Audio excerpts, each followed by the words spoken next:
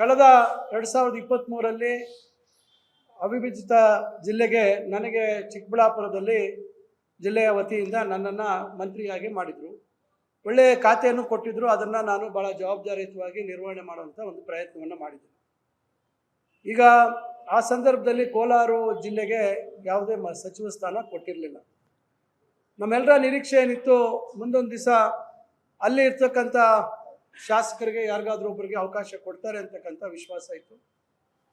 ನಮ್ಮ ಜಿಲ್ಲೆಯಲ್ಲೂ ಭಾಳಷ್ಟು ಜನ ನಮ್ಮಲ್ಲಿ ಇರ್ತಕ್ಕಂಥ ಇನ್ನು ಇಬ್ಬರು ಶಾಸಕರು ಅವರು ಕೂಡ ಸಚಿವ ಸ್ಥಾನದ ಆಕಾಂಕ್ಷಿಗಳಾಗಿದ್ದರು. ಸುಬ್ಬಾರೆಡ್ಡಿ ಅವರು, ಪ್ರದೀಪ್ ಇವರೆಲ್ಲ ಕೇಳ್ತಾ ಇದ್ರು. ನಾನು ಸಹ ನನಗೆ ಮುಂದುವರಿಸಿ ಅಂತಕ್ಕಂಥ ಪ್ರಯತ್ನವನ್ನು ಮಾಡಿದೆ.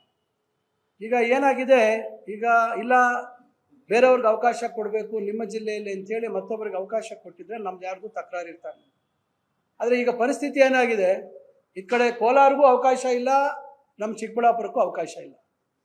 ನಾವು ನಿರಂತರವಾಗಿ ಈ ರೀತಿಯಾದಂಥ ಪರಿಸ್ಥಿತಿಗಳನ್ನು ಎದುರಿಸ್ಕೊಂಡು ಬರ್ತಾ ಇದ್ದೀವಿ.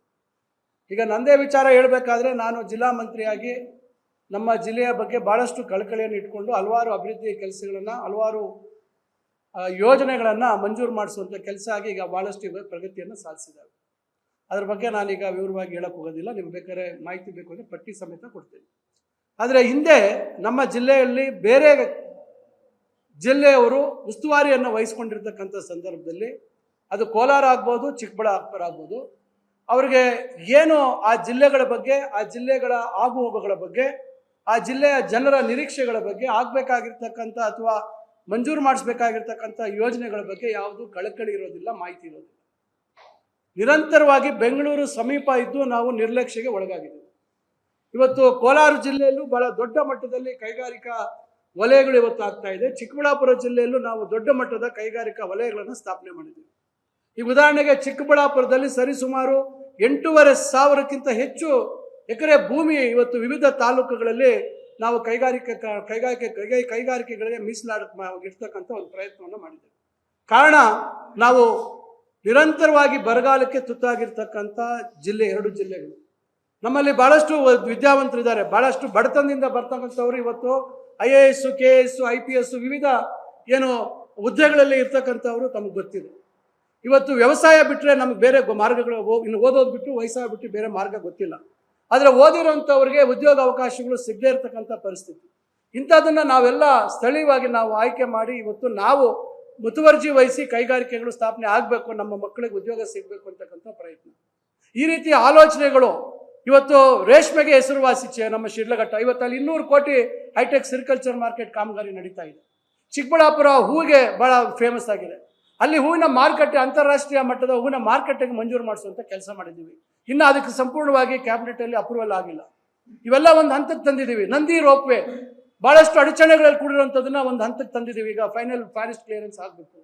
ಈ ರೀತಿ ಹಲವಾರು ಯೋಜನೆಗಳು. ಕೋಲಾರಲ್ಲಿ ಮೆಡಿಕಲ್ ಕಾಲೇಜ್ ವಿಚಾರ, ಈ ಥರ ನಾನಾ ರೀತಿಯಾದಂಥ ಇವತ್ತು KC ವ್ಯಾಲಿ, HN ವ್ಯಾಲಿ, ಇವೆಲ್ಲ ಯಾರಿಂದ ಆಯಿತು?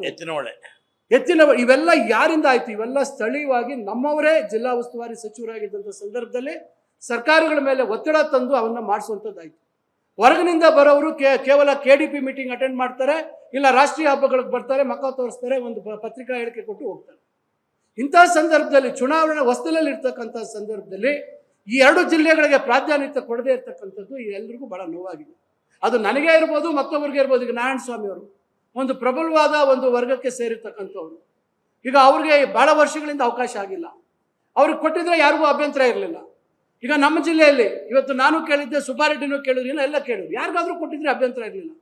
ಇವತ್ತು ನೀವು ಅದು ಯಾರು ಮಾಡಿದ್ರೂ ಗೊತ್ತಿಲ್ಲ, ಬೇರೆ ಕೆಲವು ಜಿಲ್ಲೆಗಳಿಗೆ, ಸಣ್ಣ ಸಣ್ಣ ಜಿಲ್ಲೆಗಳಿಗೆ 2 ಕೆಲವು ಜಿಲ್ಲೆಗಳಿಗೆ 3 ಸ್ಥಾನಗಳನ್ನು ಕೊಟ್ಟಿದ್ದೀರ. ನಮ್ಗೆ ಯಾರು ವೈಯಕ್ತಿಕವಾಗಿ ಅವರೆಲ್ಲ ನಮಗೆ ಆತ್ಮೀಯ ಸ್ನೇಹಿತರು, ಅವ್ರ ಬಗ್ಗೆ ವೈಯಕ್ತಿಕವಾಗಿ ನಾವು ಹೇಳೋಕ್ಕಾಗೋದಿಲ್ಲ. ಆದರೆ ನಮ್ಮ ಜಿಲ್ಲೆಗಳ ಪರಿಸ್ಥಿತಿಯನ್ನು ನಾಳೆ ಪಕ್ಷ ಇವತ್ತು ಮತ್ತೆ 2028ರಲ್ಲಿ ಅಧಿಕಾರಕ್ಕೆ ಬರಬೇಕಾದ್ರೆ ನಾವು ಯಾವ ಹುಮ್ಮಸ್ಸಿನಿಂದ ನಾವು ಕೆಲಸ ಮಾಡಬೇಕಾಗುತ್ತೆ, ನಾವು ನಮ್ಮ ಕಾರ್ಯಕರ್ತರನ್ನ ನಾವು ಯಾವ ರೀತಿ ಹಿಡಿದಿಟ್ಕೋಬೇಕಾಗುತ್ತೆ. ಬರ್ತಕ್ಕಂಥ ಸ್ಥಳೀಯ ಸಂಸ್ಥೆಗಳ ಚುನಾವಣೆಗಳಲ್ಲಿ ನಾವು ಅವ್ರಿಗೆ ಏನು ಒಂದು ದಾರಿಯನ್ನು ತೋರಿಸ್ಲಿಕ್ಕೆ ಸಾಧ್ಯ ಆಗುತ್ತೆ. ಇವೆಲ್ಲ ವಿಚಾರಗಳನ್ನು ಈಗ ತಮ್ಮ ಮುಂದೆ ನಾವು ಹೇಳ್ತಾ ಇದ್ದೀವಿ. ನಾವು ಹೇಳ್ತಾ ಇರ್ತಕ್ಕಂಥದ್ದು ಇಷ್ಟೇ. ಇವತ್ತು ಭಾಳಷ್ಟು ಚರ್ಚೆಗಳಾಗ್ತಾ ಇದೆ, ರಾಜೀನಾಮೆ ಮತ್ತೊಂದು. ನಾವು ಮತ್ತೊಮ್ಮೆ ಸ್ಪಷ್ಟ ಮಾಡ್ತಾ ಇದ್ದೀವಿ, ನಾವು ಯಾರು ರಾಜೀನಾಮೆ ಪ್ರಸ್ತಾಪ ಮಾಡ್ತಾ ಇಲ್ಲ. ನಾವು ಹೇಳ್ತಾ ಇರ್ತಕ್ಕಂಥದ್ದು ರಾಜೀನಾಮೆ ನಾವು ಕೊಡುವಂಥ ಪ್ರಸ್ತಾಪ ಉದ್ಭವ ಆಗೋದಿಲ್ಲ. ನಾವೆಲ್ಲರೂ ಇವತ್ತು ಜನರಿಂದ ಶಾಸಕರಾಗಿ ಆಯ್ಕೆ ಆಗಿರುವಂಥದ್ದು. ನಾವ್ಯಾರು ಜನರಿಂದ ಮಂತ್ರಿಗಳಾಗಿ ಆಯ್ಕೆ ಆಗಿಲ್ಲ ನಾವು.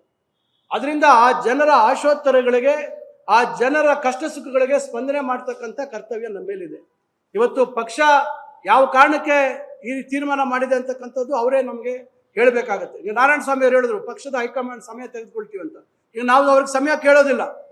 ಇವತ್ತು ಪಕ್ಷದ ಹೈಕಮಾಂಡ್ ಇವತ್ತು ಮಾನ್ಯ ಮುಖ್ಯಮಂತ್ರಿಗಳು, ಮಾನ್ಯ ಮಾಜಿ ಮುಖ್ಯಮಂತ್ರಿಗಳು ಇವರು ಎಲ್ಲರನ್ನು ಕರೆಸಿ ನಾಳೆ ನಮ್ಮ ಜಿಲ್ಲೆಗಳಲ್ಲಿ ಹಸ್ತಕ್ಷೇಪ ಆಗೋದಿಲ್ಲ, ನಮ್ಮ ಜಿಲ್ಲೆಯಲ್ಲಿರ್ತಕ್ಕಂಥ ಮುಖಂಡರ ಅಭಿಪ್ರಾಯಗಳಿಗೆ ಮನ್ನಣೆ ಸಿಗುತ್ತೆ, ನಮಗೆ ಆಗಬೇಕಾಗಿರ್ತಕ್ಕಂಥ ಅಭಿವೃದ್ಧಿ ಕೆಲಸಗಳಿಗೆ ನಾವು ಜವಾಬ್ದಾರಿ ವಹಿಸ್ತೀವಿ, ಪಕ್ಷ ಸಂಘಟನೆಗೆ ನಾವು ಸಂಪೂರ್ಣ ಸಹಕಾರ ಕೊಡ್ತೀವಿ ಅಂತಕ್ಕಂಥ ಭರವಸೆ ಕೊಡಬೇಕಾಗುತ್ತೆ.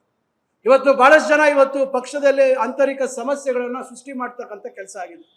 ಹಿಂದೆ ಇದೇ ರೀತಿ ಸೃಷ್ಟಿಯಾದಂಥ ಸಂದರ್ಭದಲ್ಲಿ ಬಹಳ ದೊಡ್ಡ ಮಟ್ಟದಲ್ಲಿ ಗೊಂದಲ ಆಗಿ ಕೆಲವರನ್ನು ನಮ್ಮ ಜಿಲ್ಲೆಯಿಂದ ಬೇರೆ ಜಿಲ್ಲೆಗಳಿಗೆ ಕಳಿಸಿರುವಂಥ ಉದಾಹರಣೆ ಇದೆ. ಮತ್ತೆ ಅವರು ಇಲ್ಲಿ ಹಸ್ತಕ್ಷೇಪ ಮಾಡುವಂಥ ಅವಕಾಶಗಳು ಮತ್ತು ಮಾಡ್ತಾ ಇರ್ತಕ್ಕಂಥ ಉದಾಹರಣೆಗಳಿದ್ದಾವೆ. ಇವತ್ತು ಈ ರೀತಿ ಆದರೆ ನಾವು ಯಾವ ರೀತಿ ಸದೃಢವಾಗಿ ಪಕ್ಷ ಕಟ್ಟಲಿಕ್ಕಾಗುತ್ತೆ? ನಿರಂತರವಾಗಿ ಈ ರೀತಿ ಸಮಸ್ಯೆಗಳನ್ನು ಎದುರಿಸ್ಕೊಂಡು ನಾವು ಯಾವ ರೀತಿ ಕೆಲಸ ನಿರ್ವಹಿಸಬೇಕಾಗುತ್ತೆ, ಯಾವ ರೀತಿ ಜನರ ಕಷ್ಟಗಳಿಗೆ ಸ್ಪಂದಿಸೋಕ್ಕಾಗುತ್ತೆ ಅಂತಕ್ಕಂಥದ್ದು ಇವತ್ತು ನಮ್ಮ ಮುಂದೆ ಇರ್ತಕ್ಕಂಥ ಸಮಸ್ಯೆ.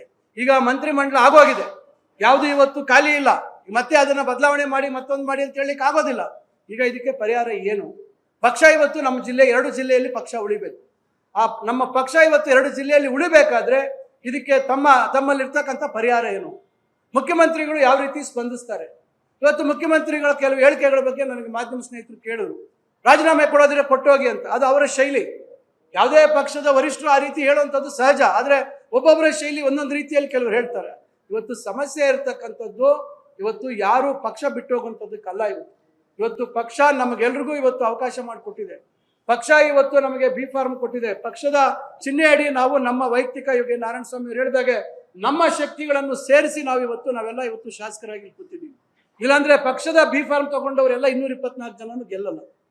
ಯಾರು ವೈಯಕ್ತಿಕವಾಗಿ ವರ್ಚಸ್ ಇಟ್ಕೊಂಡಿದ್ದಾರೆ, ಪಕ್ಷದ ಒಂದು ಬೆಂಬಲ ಸಹ ಅದಕ್ಕೆ ಸಿಗತ್ತೆ. ಅದರ ಮೇಲೆ ನಾವೆಲ್ಲ ಗೆದ್ದಿರ್ತಕ್ಕಂಥದ್ದು. ಅದರಿಂದ ನಾವಿವತ್ತು ಹೇಳ್ತಾ ಇರ್ತಕ್ಕಂಥದ್ದು ಯಾವುದೇ ತಪ್ಪು ಸಂದೇಶ ಕೊಡುವಂಥದ್ದಕ್ಕೆ ನಾವಿಲ್ಲಿ ಸೇರಿಲ್ಲ.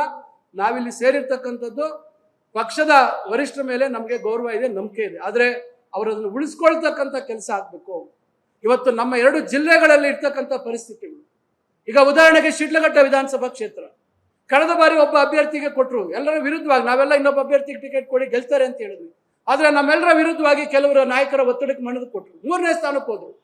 ಮತ್ತೆ ಅದನ್ನು ನಾವು ಸರಿ ಮಾಡ್ಕೊಂಡು ಮುಂದೆ ಹೋಗ್ಬೇಕಲ್ಲ. ಅದರ ಆ ಸಮಸ್ಯೆ ಮತ್ತಷ್ಟು ಇನ್ನು ಉಳ್ಬಣ ಮಾಡ್ತಾ ಇದ್ದಾರೆ. ಈ ರೀತಿ ಆದರೆ ನಾವು ಯಾವ ರೀತಿ ಜವಾಬ್ದಾರಿ ವಹಿಸ್ಕೋಬೇಕು? ಈಗ ನಾವು ನಮ್ಮ ಕ್ಷೇತ್ರಕ್ಕೆ ಮಾತ್ರ ಸೀಮಿತ ಇಲ್ಲ. ಈಗ ನಾರಾಯಣ ಸ್ವಾಮಿ ಅವರು ಅವ್ರ ಕ್ಷೇತ್ರಕ್ಕೆ ಮಾತ್ರ ಸೀಮಿತ ಇಲ್ಲ ನಂಜೇಗೌಡರು, ನಾವೆಲ್ಲರೂ ಪಕ್ಕದ ಕ್ಷೇತ್ರಗಳಲ್ಲಿ ನಮ್ಮದೇ ಆದಂಥ ಪ್ರಭಾವ ಇಟ್ಕೊಂಡಿದ್ದೀವಿ. ಪಕ್ಷಕ್ಕೆ ನಮ್ಮದೇ ಆದಂಥ ಕೊಡುಗೆ ಕೊಡುವಂಥ ರೀತಿಯಲ್ಲಿ ನಮ್ಮ ಪ್ರಯತ್ನಗಳನ್ನು ನಾವು ಮಾಡಿದ್ದೀವಿ. ಇಂಥ ಸಂದರ್ಭದಲ್ಲಿ ಕೆಲವರು ನಿಮ್ಮ ವೈಯಕ್ತಿಕ ಒಂದು ಕಾರಣಗಳಿಗೆ ನೀವು ಈ ರೀತಿ ಹಸ್ತಕ್ಷೇಪ ಮಾಡ್ತಾ ಇದ್ರೆ ನಾವ್ಯಾಕೆ ಪಕ್ಷದ ಬಗ್ಗೆ ತಲೆ ಕೆಡಿಸ್ಕೋಬೇಕು? ಅದರಿಂದ ನಾವು ಹೇಳ್ತಾ ಇರುವಂಥದ್ದು ಇಷ್ಟೇ, ಇವೆಲ್ಲದಕ್ಕೂ ನಮಗೆ ಉತ್ತರ ಸಿಗಬೇಕು. ಈ ಉತ್ತರ ಸಿಗುವಂಥದ್ದಕ್ಕೆ ನಾವ್ಯಾರು ಹೈಕಮಾಂಡ್ನ ಹುಡ್ಕೊಂಡು ಹೋಗೋ ಕೆಲಸ ಆಗಿದೆ. ನಾವ್ಯಾರು ಡೈಲಿಗೆ ಮತ್ತೊಂದು ಕಡೆ ಹೋಗಿ ಮತ್ತೊಂದು ಸತಿ ಅವರ ಮನೆ ಬಾಗಿಲು ತಟ್ಟುವಂಥ ಕೆಲಸ ಮಾಡೋದಿಲ್ಲ. ಇವತ್ತು ಪಕ್ಷ 2028ಕ್ಕೆ ಮತ್ತೊಮ್ಮೆ ರಾಜ್ಯದಲ್ಲಿ ಬರಬೇಕು ಅಂತಕ್ಕಂಥ ಒಂದು ಇಚ್ಛೆ ಇದ್ರೆ ಇವತ್ತು ಈ ಸಮಸ್ಯೆಗಳು ಬರೀ ಕೋಲಾರ ಚಿಕ್ಕಬಳ್ಳಾಪುರ ಜಿಲ್ಲೆ ಅಲ್ಲ, ಇಡೀ ರಾಜ್ಯದಲ್ಲಿ ಇವತ್ತು ಬಹಳಷ್ಟು ಜನ ಹಿರಿಯ ಶಾಸಕರು 5 ಬಾರಿ 6 ಬಾರಿ 7 ಬಾರಿ ಗೆದ್ದಿರ್ತಕ್ಕಂಥ ಅವರ ಅಸಮಾಧಾನ ಆಗಿದೆ. ಅವರೆಲ್ಲರನ್ನೂ ತಾವು ಕರೆಸಿ ಗೌರವಯುತವಾಗಿ ಅವರ ಮನಸ್ಸಲ್ಲಿರ್ತಕ್ಕಂಥ ಒಂದು ಬೇಸರ, ಅವರ ನೋವನ್ನು ಆಲಿಸ್ತಕ್ಕಂಥ ಕೆಲಸ ಆಗಬೇಕು. ನಾಳೆ ಸರ್ಕಾರ ಒಳ್ಳೆ ರೀತಿಯಲ್ಲಿ ಒಂದು ಸರ್ಕಾರವನ್ನು ಜನರಿಗೆ ತಲುಪಿಸುವಂಥ ಕಾರ್ಯಕ್ರಮಗಳನ್ನು ಕೊಡುವಂಥ ಕೆಲಸ ಆಗಬೇಕು. ಇವರೆಲ್ಲರೂ ಸೇರಿ ಮಾನ್ಯ ಮುಖ್ಯಮಂತ್ರಿಗಳು, ಮಾನ್ಯ ಮಾಜಿ ಮುಖ್ಯಮಂತ್ರಿಗಳು, ನಮ್ಮ ಕಾಂಗ್ರೆಸ್ ಪಕ್ಷದ ವರಿಷ್ಠರು ಅವರು ಇಲ್ಲೇ ಬೆಂಗಳೂರಿಗೆ ಬಂದು ಎಲ್ಲರನ್ನೂ ಇವತ್ತು ನಮ್ಮ ಪ್ರತ್ಯೇಕವಾಗಿ ಇವತ್ತು ಯಾರ್ಯಾರು ರಾಜೀನಾಮೆ ಕೊಡ್ತೀವಿ ಅಂತೆಲ್ಲ ಹೇಳಿಕೆಗಳು ಕೊಟ್ಟಿದ್ದಾರೆ. ಅವ್ರಿಗೆ ನಮ್ಮ ಜಿಲ್ಲೆಯವರಾಗಿರ್ಬೋದು, ಬೇರೆ ಜಿಲ್ಲೆಯವರಾಗಿರ್ಬೋದು, ನಾವೆಲ್ಲರೂ ಇವತ್ತು ಒಂದೇ. ನಾವು 136 ಜನ ಶಾಸಕರು ಯಾರು ಕಾಂಗ್ರೆಸ್ನಲ್ಲಿ ಗೆದ್ದಿದ್ದೀವಿ, ನಾವೆಲ್ಲರೂ ಒಂದೇ. ಆದರೆ ನಾವು ಹೇಳೋವಂಥದ್ದು ಇಷ್ಟೇ, ಇವತ್ತು ಪಕ್ಷದ ಹಿತದೃಷ್ಟಿಯಿಂದ ಆಗಿರ್ತಕ್ಕಂಥ ನೋವನ್ನು ಶಮನ ಮಾಡುವಂಥ ಕೆಲಸ ಇವತ್ತು ಅವರೆಲ್ಲರೂ ಬಹಳ ಜವಾಬ್ದಾರಿಯುತವಾಗಿ ವಹಿಸ್ಕೊಂಡು ಅದನ್ನು ಮಾಡಬೇಕು ಅಂತಕ್ಕಂಥ ಕಳಕಳಿಯ ಮನವಿಯನ್ನು ನಾನು ತಮ್ಮ ಮುಖಾಂತರ ನಮ್ಮ ಮುಖಂಡರಿಗೆ ಎಲ್ರಿಗೂ ಕೇಳಲಿಕ್ಕೆ ಬಯಸ್ತೇನೆ.